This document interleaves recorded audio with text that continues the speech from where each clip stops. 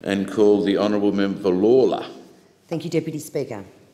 The day after former Speaker Madam Bishop was on every front page, photographed exiting a helicopter, having taken a short ride from Melbourne to Geelong, now Prime Minister Turnbull tweeted his excitement in catching the new regional rail link service to Geelong.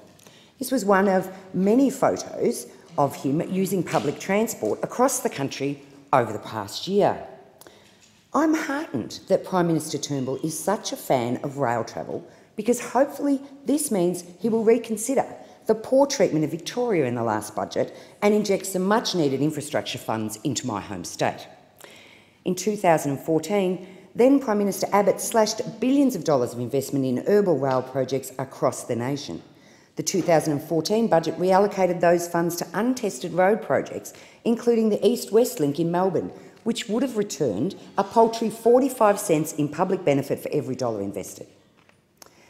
In the budget back in May, Mr Abbott stuck with those cuts and made further cuts, meaning the traffic congestion that is crippling productivity growth in Australian cities will only get worse.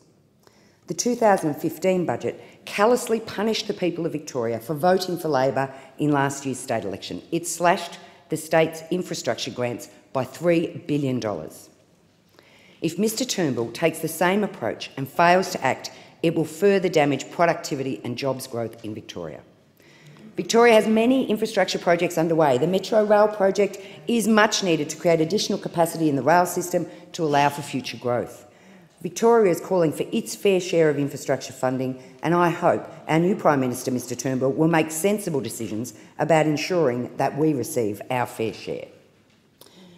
I call on our current Prime Minister to demonstrate once and for all that his passion for trains and for public transport was more than a point of difference to score political points against our road-obsessed former PM.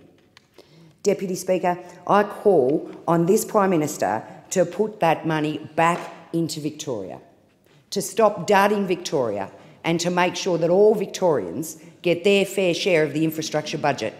The Metro would be a great project funded by this government, Deputy Speaker.